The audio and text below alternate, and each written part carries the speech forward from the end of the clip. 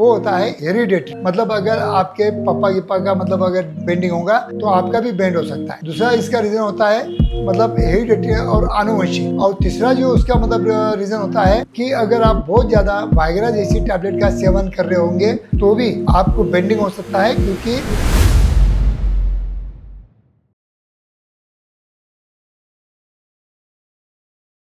नमस्कार दोस्तों, आज का जो हमारा वीडियो का सब्जेक्ट है that is the deviation of the penis. मतलब लिंग में टेढ़ापन आ जाना, लिंग का बेंडिंग हो जाना। इसी सब्जेक्ट को लेके आज मैं आपके सामने आया हूँ। इसके क्या कारण होते हैं और इस पे क्या ट्रीटमेंट हम ले सकते हैं, और ये सभी चीजों के बारे में हम साइंटिफिक इंफॉर्मेशन लेने की कोशिश करेंगे। दोस्तों, मैं हूं doctor Umesh. As a clinical sexologist गए 40 साल से मैं प्रैक्टिस कर रहा हूं और कई लोगों को मैंने मतलब रिजल्ट देने की कोशिश की है। हमारे आशा किरण क्लिनिक में आज की स्थिति में भारत देश में सबसे एडवांस थेरेपीज हमारे पास अवेलेबल है। उसका आप कभी भी यूज कर सकते हो। अगर मेरे वीडियो आपको अच्छे लगते हैं तो मेरे चैनल को सब्सक्राइब कीजिए, और अच्छे लगते हैं तो आपके दोस्तों को शेयर भी कीजिए। तो आज का जो हमारा सब्जेक्ट है कि डेविएशन ऑफ द पेनिस, मतलब अपना जो इंद्रिय होता है वो अगर वहाँ पे बेंड आ गया, ये बेंडिंग का कारण क्या होता है, इसी के बारे में आज जानकारी लेने की कोशिश करेंगे। सबसे पहले बेंडिंग का जो कारण होता है वो होता है हेरिडेटरी। मतलब अगर आपके पापा की का मतलब अगर बेंडिंग होगा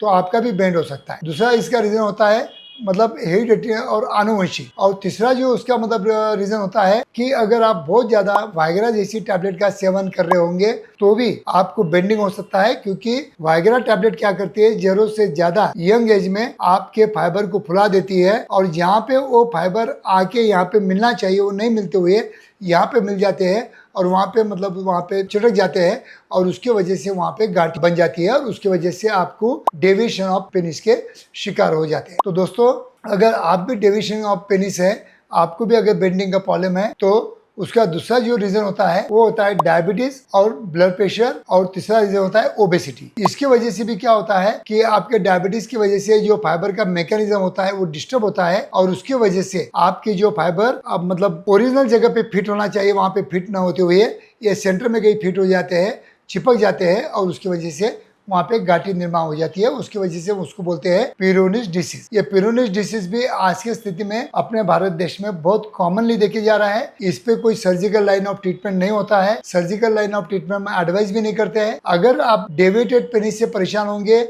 आपको पेन होता होगा, आपका अगर जो इंद्रिय है वो सामने के ऊपर खड़ा होता होगा, तो इसका एक रीजन होता है कि यहाँ पे जो फ्रेनुलम होता है कभी कभी वो भी चिपके हुआ रहता है। उसकी वजह से भी आपको थोड़ा सा डेविएशन हो सकता है। तो दोस्तों, हमारे क्लिनिक में जब भी आप आते हो तो सबसे पहले हम एडवाइस करते हैं आपको अल्फा जेन ऑयल की मसाज करने को देते हैं। 10 मिनट सुबह में, 10 मिनट शाम में। जो साइड में डेविएशन हुआ है उसके अपोजिट डायरेक्शन में आपको मसाज करना होता है। ये सबसे पहला ट्रीटमेंट होता है। दूसरा ट्रीटमेंट होता है हमारे पास वैक्यूम थेरेपी डिवाइसेस। इसके वजह से जो भी आप ये फाइबर यहाँ पे चिपक गए हैं उसको कट करने के लिए, उसको मतलब स्ट्रेच करने के लिए हम ये वैक्यूम थेरेपी डिवाइस एडवाइस करते हैं, जिसकी वजह से ये मसल फाइबर जो रहते हैं वो कट हो जाते हैं और ओरिजिनल स्थिति में आ सकते हैं। तीसरा जो ट्रीटमेंट होता है हमारे पास पी-शॉट थेरेपी होता है। उसकी वजह से भी आपको काफ़ी अच्छे बेनिफिट मिल सकते हैं। पांचवा ट्रीटमेंट हमारे पास होता है शॉकवेव थेरेपी। शॉकवेव थेरेपी की वजह से ये जो फाइबर होते हैं जो आपके चिपक गए हैं, इसको हम मतलब शॉकवेव दे के इसको मतलब कट करते हैं, और उसकी वजह से ये आपके जो फाइबर है ये ओरिजिनल जगह पे आके बैठ सकते। ये नॉन सर्जिकल ट्रीटमेंट्स हैं। इसमें हमारे कुछ लिमिटेशन भी है। 90% तो अच्छे हो जाते हैं, 10% लोगों को रिजल्ट नहीं आते हैं।